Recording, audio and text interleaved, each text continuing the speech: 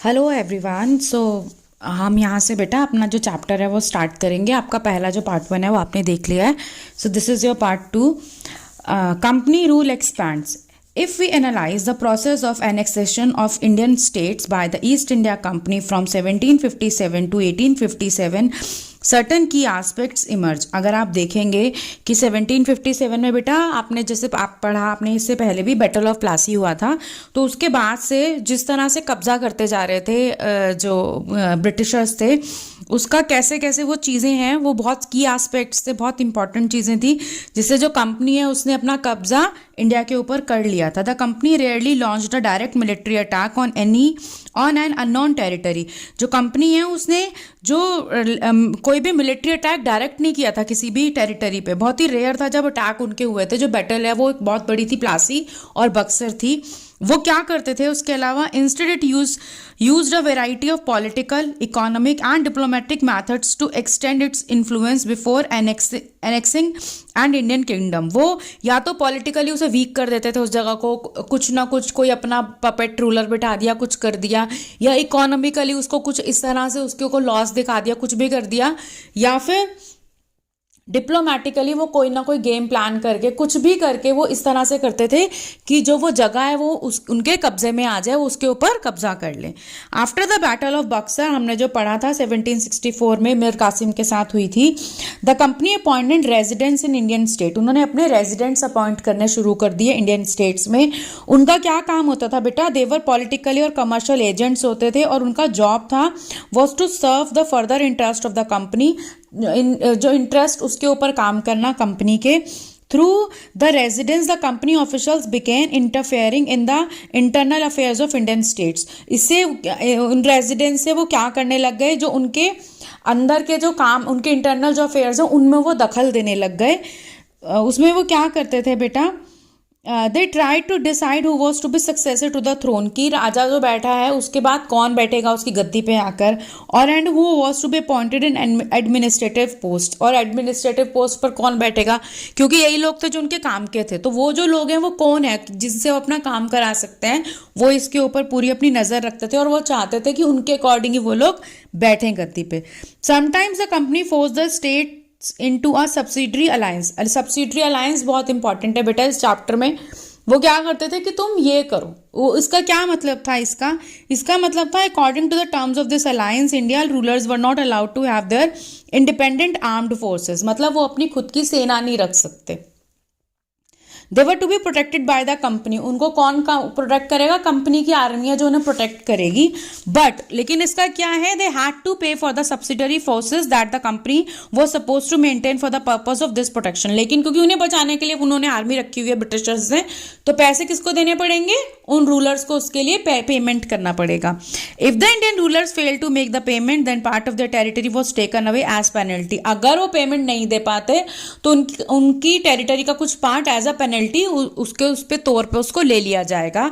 तो for example क्या किया गया, when Richard Wellesley was governor general थे 1798 टू 1805 तक, उन्होंने वो नवाब ऑफ अवध नहीं दे पाया, उस पे नहीं कर पाया वो, तो उन्होंने क्या किया, नवाब ऑफ अवध का was forced to give over half of his territory to the company in 1801 में उसे अपनी हाफ ऑफ द टेरिटरी देनी पड़ी, क्योंकि वो नहीं पैसे दे पाया तो पेनल्टी के तौर पे उसे देनी पड़ी। आज ही फेल टू पे ही सब्सिडरी फोर्सेस के लिए वो पैसे नहीं दे पाया।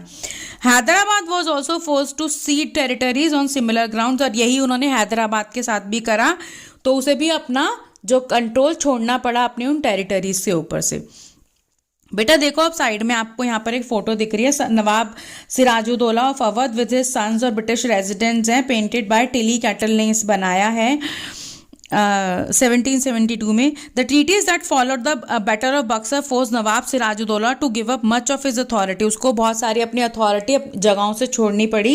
And here however he poses in regal splendour towering over the residence. और अभी वो खड़ा तो ऐसा है जैसे उसके पास बहुत सारे रेजिडेंस हैं, लेकिन जो बहुत सारे उनसे छिन गए थे। What power did the residents have, जो रेजिडेंट्स वो अपॉइंट कर रहे थे अपने, उनके पास क्या क्या पावर थी। This is what James mill the famous जो इकोनॉमिस्ट है, इसमें हमने पहले भी पढ़ा था बेटा कैसे उसने अपनी हिस्ट्री को डिवाइड करा था। ब्रिटिशर्स उसके बड़े फेवरेट थे, तो वो सब जो जितनी हिस्ट्री है वो ब्रिटिश ब्रिटिशर्स के अकॉर्डिंग ही जेम्स मिल ने लिखी हुई है। तो उसने इकोनॉमिस्ट और पॉलिटिकल फिलोसफर था स्कॉटलैंड का, उसने क्या लिखा है, wrote about the residents appointed by the company, we place a resident, हमने रेजिडेंट प्लेस कर दिया, who really is king of the country, जो एक्चुअल में किंग जो है उसका कोई काम नहीं है, रेजिडेंट जो है वो किंग है वहाँ का, उस कंट्री का। What ever interjections of non interference he may act under, interjections का मतलब होता है इंस्ट्रक्शंस, जो उसके आदेश मानने पड़ेंगे किंग को, वो जो भी देगा। As long as the prince act in a perfect subservience में काम करता रहेगा। सबसिर्वेंस का मतलब होता है सबमिसिवनेस, जो वो बोलता रहे वो बात वो मानता रहे, रेजिडेंट्स ने जो भी बोला और वो बात वो प्रिंस जब तक मानता रहेगा। And does what is agreeable to the residents that is to British government, वो जो रेजिडेंट्स तो वही करेगा जो ब्रिटिश गवर्नमेंट बोल रही है, तो वो जो इस बात को मानते रहेंगे और जिस तरह से जब तक वो चलता रहेगा, they are manage without the residents appearing much in the administration of affairs. तो ऐसा देखने वालों को लगेगा कि रेजिडेंस कुछ नहीं कर रहा है, जो भी कर रहा है वो प्रिंस कर रहा है, जब तक वो प्रिंस रेजिडेंस की बात मानता रहेगा दूसरे को ऐसा ही लगेगा कि प्रिंस ही कंट्रोल कर रहा है।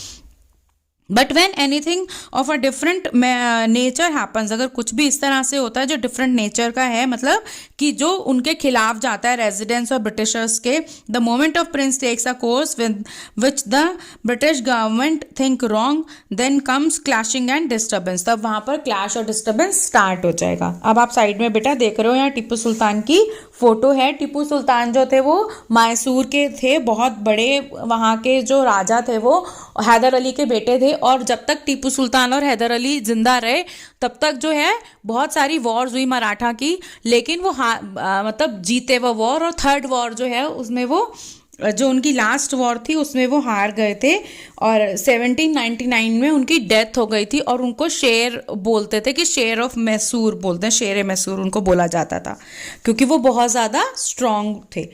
The company resorted to direct military confrontation when it saw threat to its political और इकोनॉमिक इंटरेस्ट, जो कंपनी तभी आती थी डायरेक्ट मिलिट्री अटैक करने पे जब उनको लगता था कि कोई खतरा है, उनके लिए कोई खतरा है, तभी वो सामने आते थे।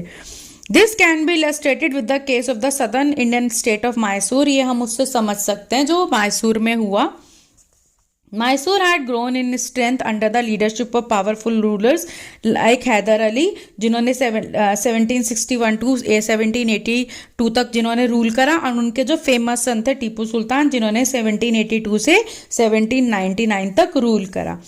तो मैसूर जो कंट्रोल था, प्रॉफिटेबल ट्रेड था, मालाबार कोस्ट क्योंकि उनके अंडर आता था, वेयर द कंपनी परचेज, वहां से कंपनी पेपर क्या होता है बेटा, काली मिर्च, और कार्डमम क्या होता है, इलायची, वो खरीदा करते थे।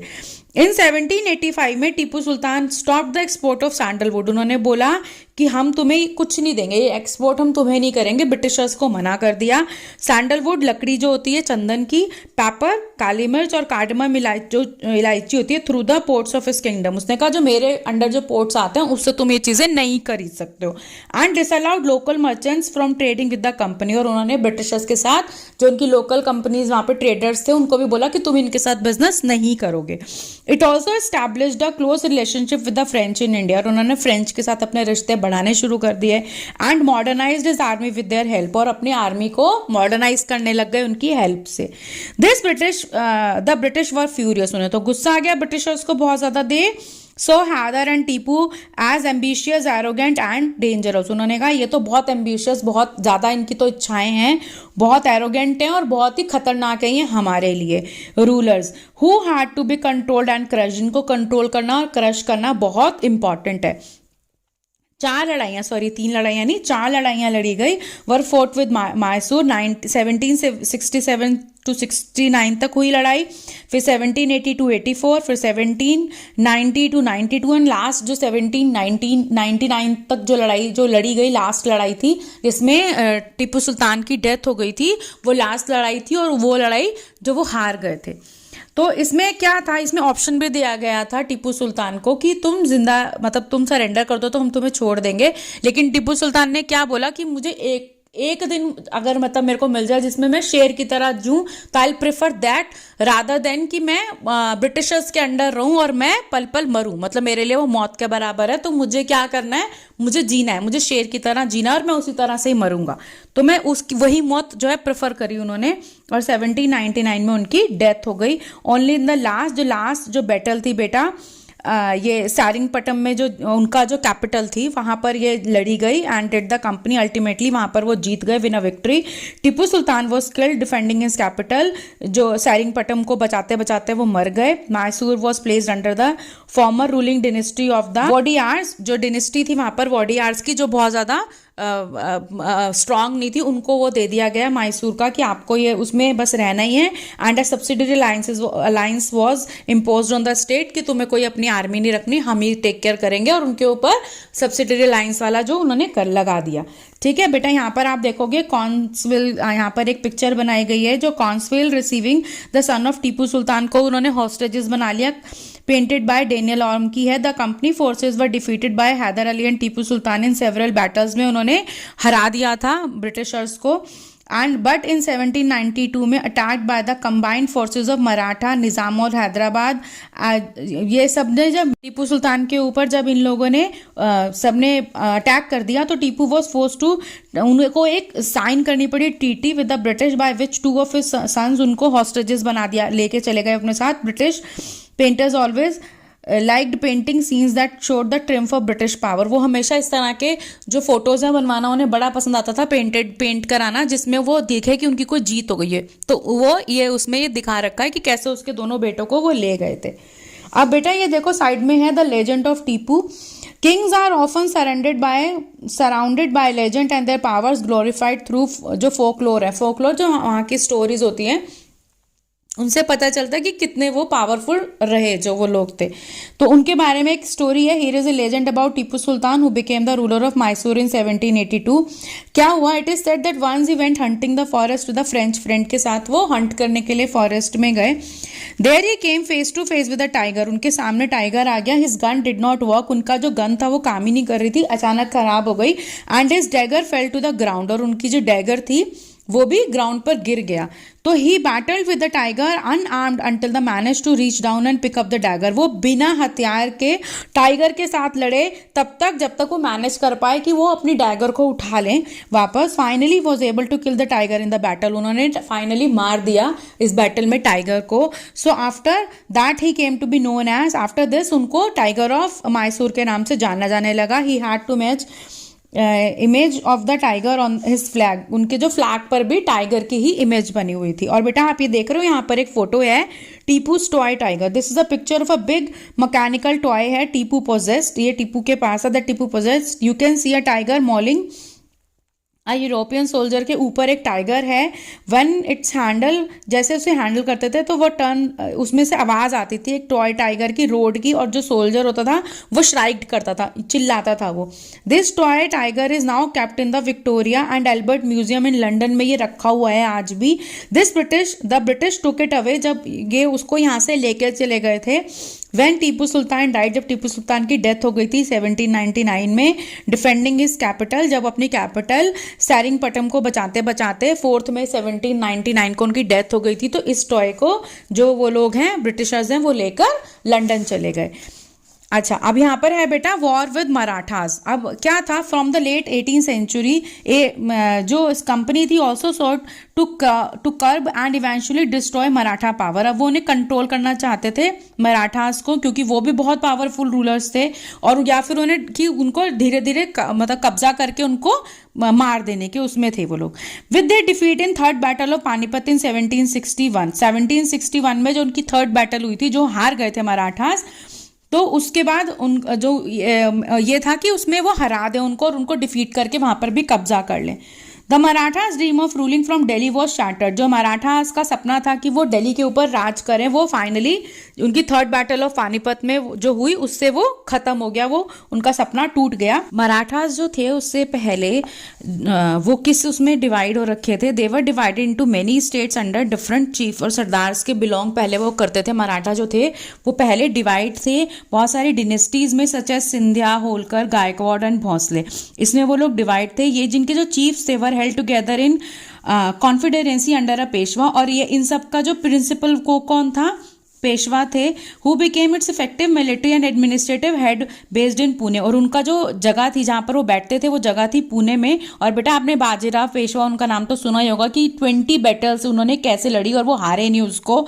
और जो इनके Mahadji Scindia and Nana Phadnavis were 2 famous जो Maratha soldiers and statesman थे of the late 18th century में। The Marathas were subdued in series of wars, जो मराठास को फाइनली जब 3 ये बैटल्स लड़ी गई उसमें हरा दिया गया लास्ट में। In the first war that ended in 1782 with the treaty of Salbai there was no clear victory, कोई क्लियर विक्ट्री नहीं थी उस जो पहली बैटल लड़ी गई थी। सेकंड जो एंग्लो मराठा वॉर हुई थी 1803 और 5 तक वो चली थी, वो फॉट ऑन डिफरेंट फ्रंट्स में वो लड़ी गई थी, रिजल्टिंग इन द ब्रिटिश, उसमें क्या हुआ था, ब्रिटिश जो उनको क्या मिल गया था, gaining Odisha and the territories north of Yamuna river including Agra and Delhi, वो इनके कब्जे में आ गया था। फाइनली जो थर्ड एंग्लो मराठा वॉर लड़ी गई थी 1817 to 19 में, फाइनली वो मराठास बुरी तरह से उसमें हार गए थे और उन्होंने उसको मराठा पावर को पूरा क्रश कर दिया था। द पेशवा वॉज रिमूव, पेशवाओं को वहां से हटा दिया गया था, sent away to Bithur near Kanpur, उन्हें वहां भेज दिया गया विथ अ पेंशन की उनको पेंशन मिलती रहेगी। Then company now had complete control over the territories south of the Vindhyas, उनके ऊपर उनका पूरा कब्जा हो गया ब्रिटिशर्स का। द क्लेम टू पैरामाउंसी, अब क्या हुआ कि जो इस तरह से धीरे धीरे जो कब्जा करते जा रहे थे, अब इनके अंदर एक तरह की पैरामाउंसी आ गई थी, मतलब कि अब हर एक जो मेन पावर है, जो मेन है वो ब्रिटिशर्स ही हैं। अब इनको ये चीज बहुत ज्यादा हो गई थी ब्रिटिशर्स को। It is clear from the above that from the early 19th century the company pursued an aggressive policy of territorial expansion, वो पूरा अपना वो अपनी टेरिटरीज को बढ़ाए जा रहे थे। अंडर लॉर्ड हेस्टिंग जो गवर्नर जनरल रहा 1813 to 1823 तक, new policy of paramountcy was initiated, उन्होंने इसको इनिशिएट कर दिया। Now the company claimed that it's authority was Paramount और सुप्रीम, मतलब उन्हीं की अथॉरिटी सबसे बड़ी है। Hence it's power was greater than that of Indian states, Indian states में कोई भी राजा हो लेकिन जो पावर वो किसकी बड़ी है, इन लोगों की। In order to protect its interest, अपने इस इंटरेस्ट को प्रोटेक्ट करने के लिए it was justified in annexing, और थ्रेटनिंग कर देते थे उन लोगों को टू कि वो या तो वो एनेक्स मतलब कब्जा कर ही लेंगे, या फिर इस तरह से उनको डराया जाता था कि वो जो इंडियन किंगडम है वो इनके अंडर आ ही जाए। This view control to guide later British policies as well, ये बहुत सारा जो चीज़ें आपको आगे भी इनकी पॉलिसीज में देखने को मिल ही रही हैं और मिलेंगी आगे भी, आप देख ही रहे हो, उसमें पढ़ रहे हो बेटा। This process however did not go unchallenged, लेकिन ऐसा तो था नहीं कि सब ऐसे देते जाएंगे उनको अपनी जो प्रॉपर्टीज हैं, अपनी जो साम्राज्य है, जो जगह थी जिसकी अब कोई ना कोई तो खड़ा होगा ना खिलाफ। तो क्या हुआ उसमें, for example when the British try to annex the small state of Kittur, जब वो कितूर के ऊपर कब्जा करने लगे, कर्नाटका में जिसे आज बोलते हैं, वो आज कर्नाटका में है जो जगह है कितूर करके, वहां पे रानी चन्नम्मा थी, तो उन्होंने आर्म्स मतलब वो खिलाफ खड़ी हो गई ब्रिटिशर्स के, उन्होंने उनके खिलाफ बोला and led and anti British resistance movement, उन्होंने एक रेजिस्टेंस मूवमेंट चला दिया कि हम तुम्हारी बात नहीं मानेंगे, ना ही तुम्हें हम अपने ऊपर हमारी जो ये राज्य है उसके ऊपर कब्जा करने देंगे। शी वॉज अरेस्टेड इन 1824 में, उन्हें अरेस्ट कर लिया गया एंड डाइड इन प्रिजन, और वो जेल में 1829 में उनकी मौत हो गई। बट रायना एक पुअर चौकीदार था संगोली का, कितूर का ही, वो कैरिड ऑन द रेजिडेंस, उसने इसको आगे बढ़ाया इस रेजिडेंस को विद पॉपुलर सपोर्ट, वो उसको बहुत सपोर्ट था वहां पर। He destroyed many British camps and records, उसने बहुत सारे ब्रिटिश के कैंप्स और रिकॉर्ड्स को डिस्ट्रॉय बर्बाद कर दिया। He was caught and hanged by the British in 1830. 1830 में वो पकड़ा गया और उसको फांसी पे लटका दिया गया। You will read more about several cases of resistance later in this book. आप अभी बहुत सारे इस तरह से आपको लोग मिलेंगे इस बुक में, तो हम पढ़ेंगे आगे भी बेटा। In the late 1830, the East India Company became worried about Russia. 1830 के जो अराउंड में उस टाइम पे इन्हें थोड़ा डर लगने लग गया रशिया से। It imagined that Russia might expand across Asia. शायद वो जो एशिया को एक्सपैंड करना शुरू कर दें एंड एंटर इंडिया, अपना रशिया को एक्सपैंड करें एशिया में, और वो कहाँ पर एंटर कर जाएं, इंडिया में, फ्रॉम नॉर्थ वेस्ट की साइड से शायद वो इंडिया में एंटर कर जाएं। ड्रिवन बाय दिस फियर, अब उनको ये डर लगने लग गया। The British now wanted to secure their control over the north west, उन्होंने अपने कंट्रोल को बढ़ाना शुरू करा नॉर्थ वेस्ट में, कि वो भी सिक्योर होना चाहिए उनका एरिया ना, कि वहां से रशिया जो है वो एंटर ना कर पाए। So they fought a prolonged war with Afghanistan, उन्होंने लड़ी बिटवीन 1838 एंड 1842 में, वहां पर उन्होंने लड़ाई लड़ी और एस्टैब्लिश कर लिया, इनडायरेक्ट उनका रूल वहां पर शुरू हो गया, company rule there. Sindh was taken, Sindh के ऊपर भी 1843 में उन्होंने कब्जा कर लिया। नेक्स्ट लाइन में पंजाब था, but the presence of Maharaja Ranjit Singh held back the company, लेकिन महाराणा रंजीत सिंह बहुत पावरफुल राजा थे तो वो कब्जा नहीं कर पाए। आफ्टर हिज डेथ इन 1839 में जब महाराजा रंजीत सिंह की डेथ हो गई, 2 प्रोलॉन्ग्ड वॉर्स वहां पर लड़ी गई, were fought with the Sikh kingdom. Ultimately in 1849 में 10 साल के बाद उनकी डेथ के पंजाब वॉज एनेक्स, पंजाब को जो उन्होंने अपने कब्जे में ले लिया। द डॉक्ट्रिन ऑफ लेप्से, अब ये क्या हुआ बेटा, द जो final wave of annexation occurred under Lord Dalhousie who was the governor general from 1848 to 1856 तक। जो लॉर्ड डलहौजी था वो गवर्नर जनरल था। अब उसने एक नया तरीका निकाल लिया कि जो राज्यों को कब्जा करने का, वो क्या तरीका था, He devised a policy that came to be known as the doctrine of lapse.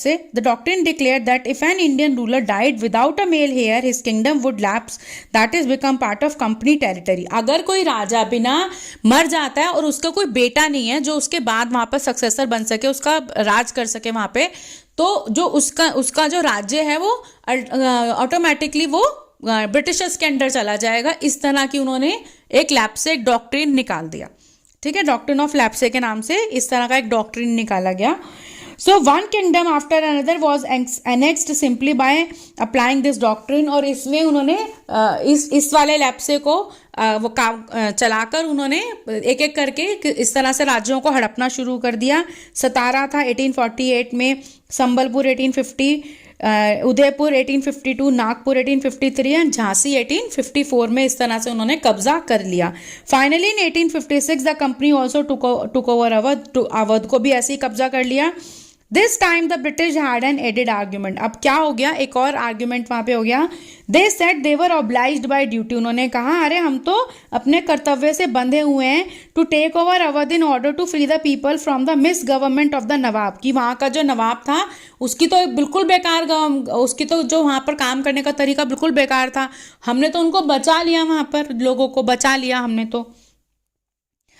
Enraged by the humiliating way in which the Nawab was disposed, जो वहाँ की जो जनता थी उनको इतना गुस्सा आया कि किस तरह से उन्होंने उनके जो नवाब हैं उनके साथ उन्होंने कितना बुरा करा, कैसे उन्होंने उनको ह्यूमिलिएट करा।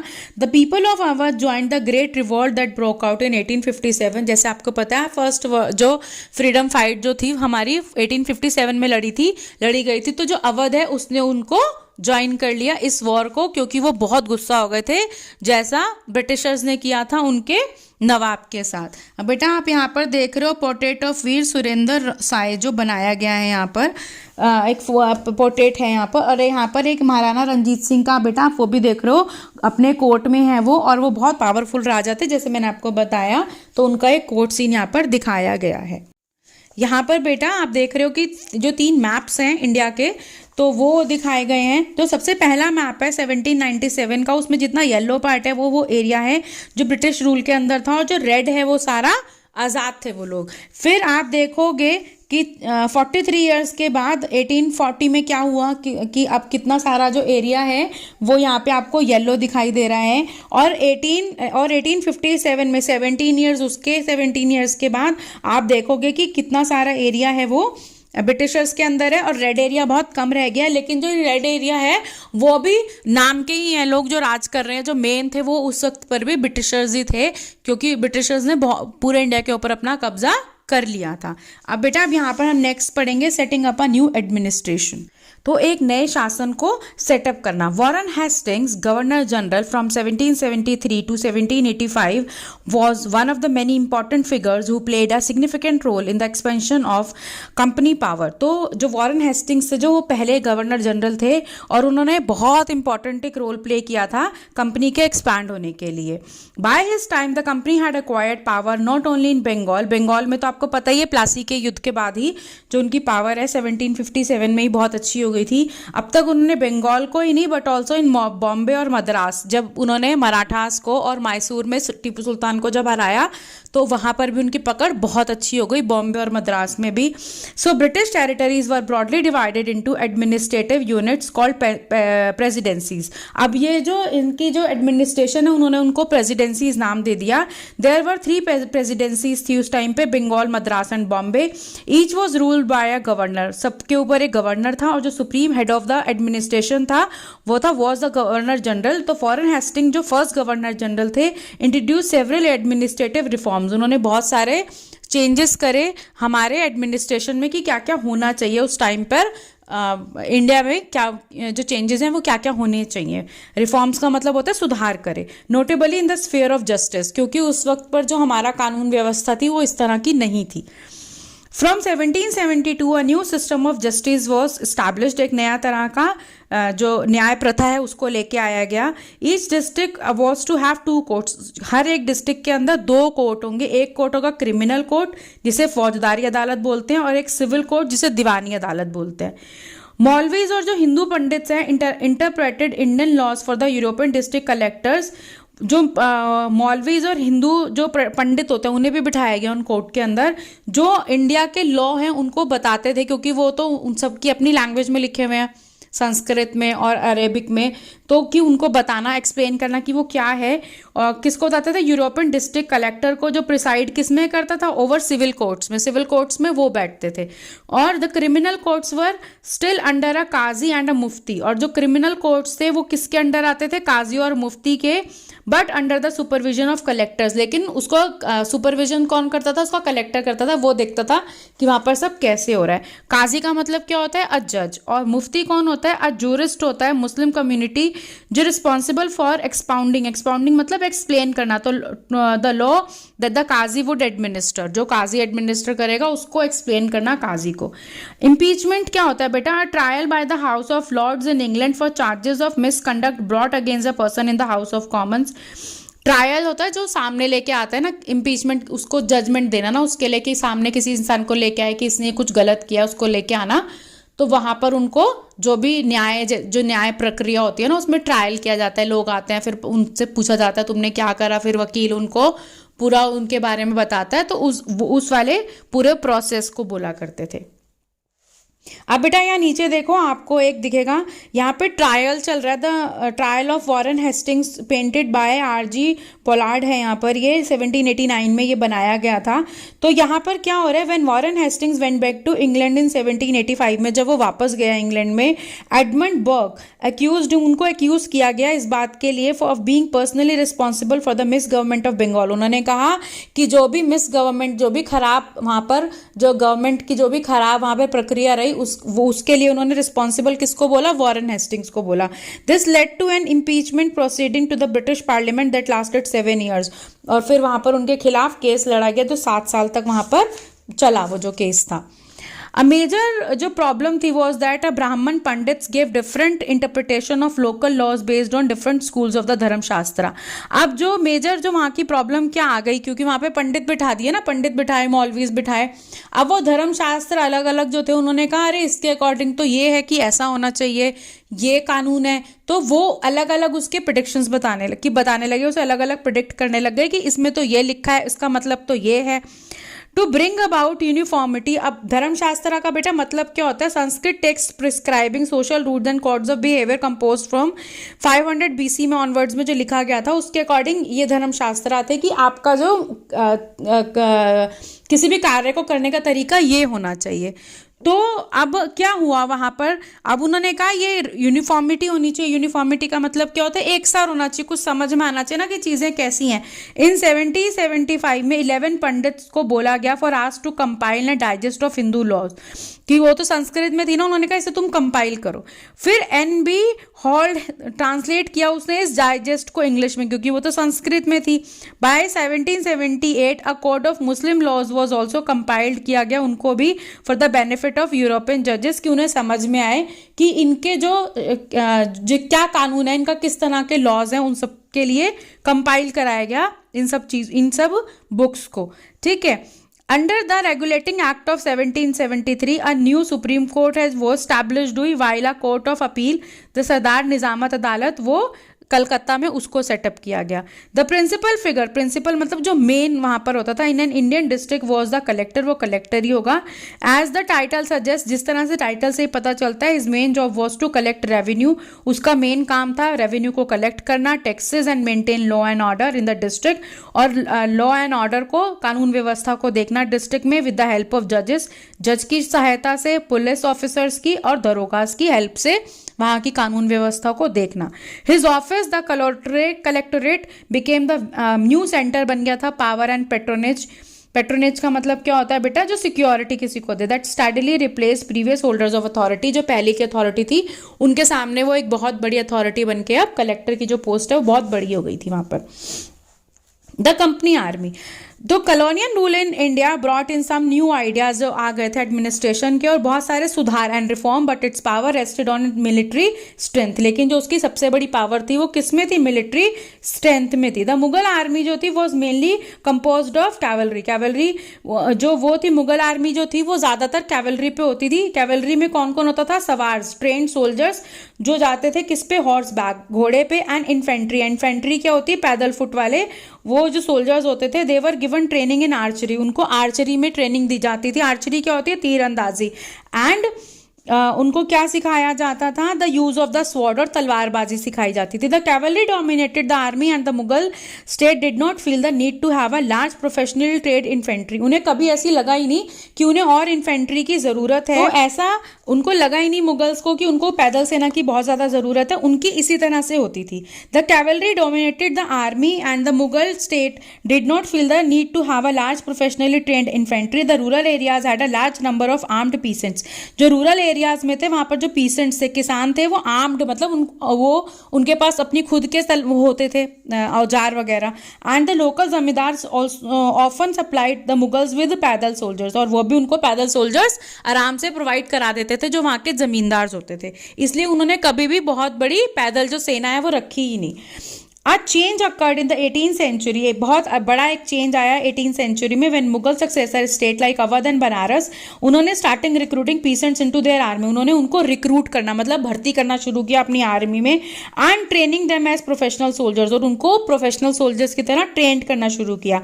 The East India company adopted the same method, उन्होंने भी इसी जो मेथड को अपनाया ईस्ट इंडिया कंपनी ने भी। And when it began recruitment for its own army, जब उन्होंने अपनी आर्मी के लिए जो रिक्रूटमेंट करना स्टार्ट करा, भर्तियां करना शुरू किया, which came to be known as the sepoy army, उनको सिपोय आर्मी के नाम से जाना जाने लगा। फ्रॉम एन इंडियन वर्ड सिपाही से आया ये, जिसका मतलब होता है सोल्जर, सैनिक।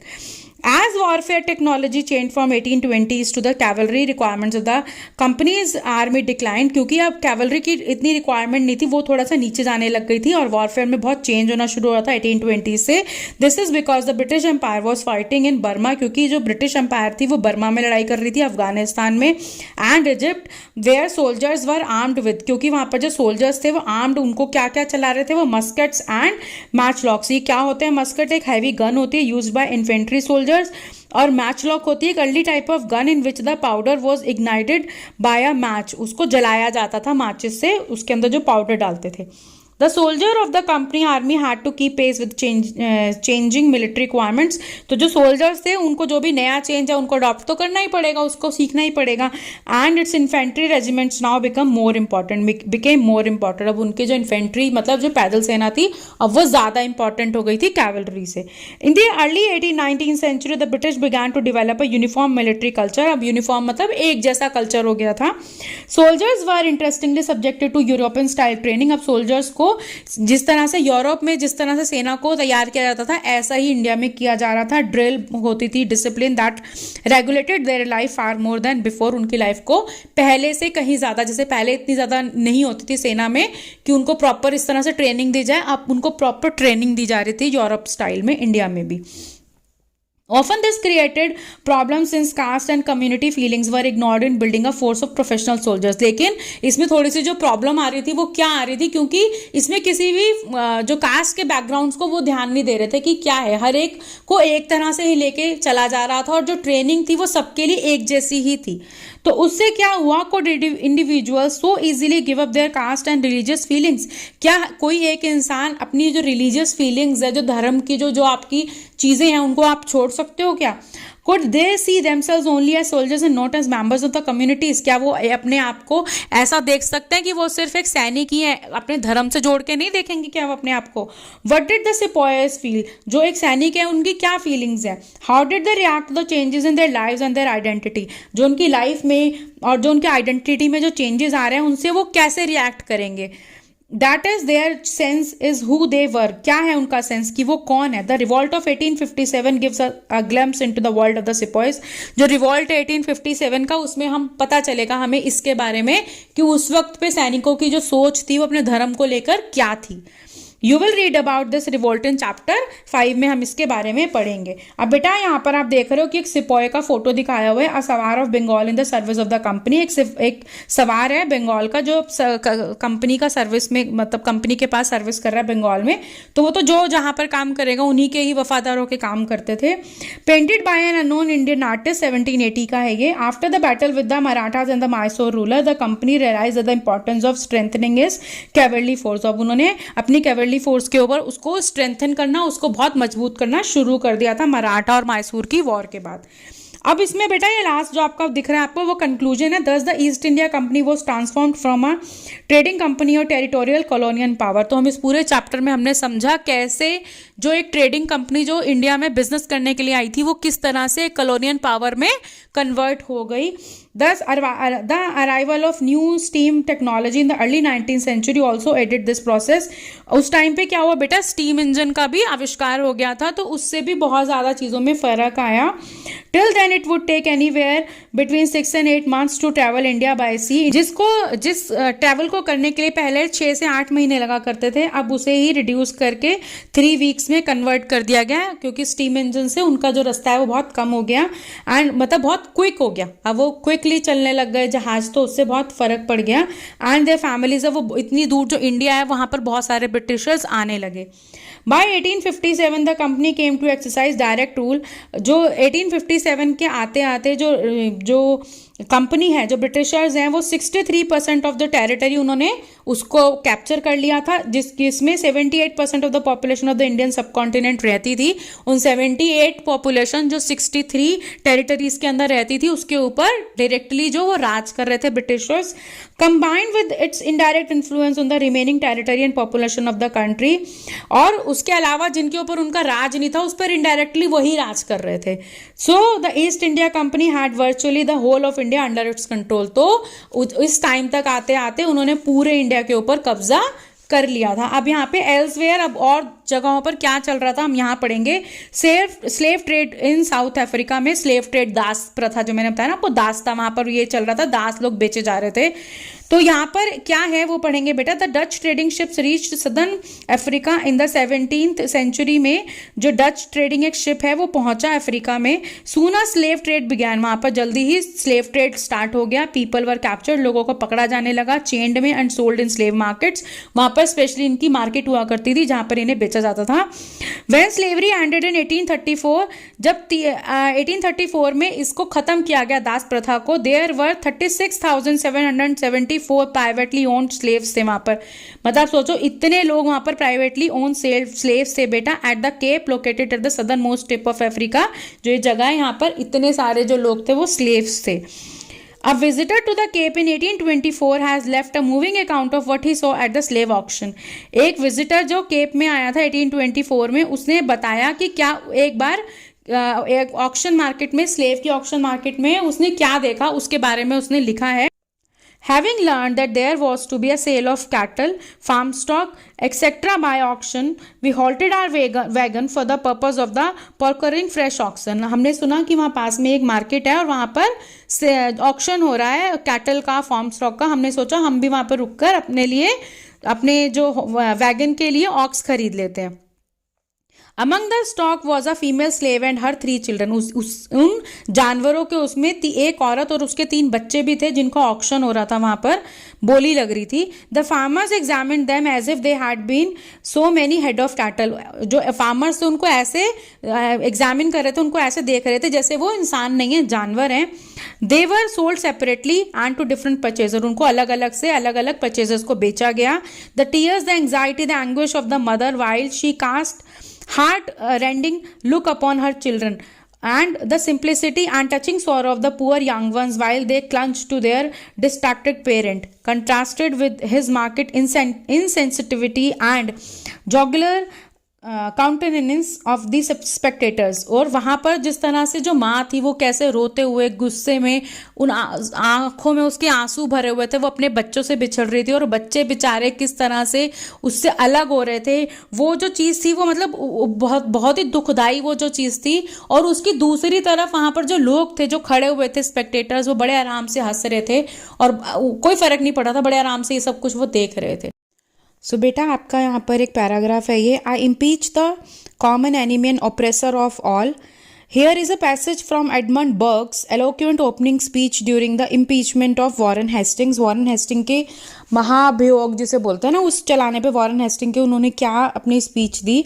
आई impeach him in the name of the people of India whose rights he has trodden under his foot and whose country he has turned into a desert. जो ये हैं वो बोल रहे हैं कि मैं इनको इम्पीच कर रहा हूँ इस चीज़ के लिए क्योंकि इन्होंने इंडिया के राइट्स को जो कुतला और अपने पैरों के नीचे और उसकी जो चीज़ उनको भी उस जगह को उन्होंने रेगिस्तान बना दिया. Lastly in the name of human nature itself, in the name of both the sexes, in the name of every age, in the name of every rank, I impeach the common enemy and oppressor of all. मैं इन्हें सबका दुश्मन और oppressor जिद दबाने वाला वो मानता हूँ. I hope you have understood the chapter. If it is so please give me a thumbs up and subscribe the channel and share with your friends. Thank you.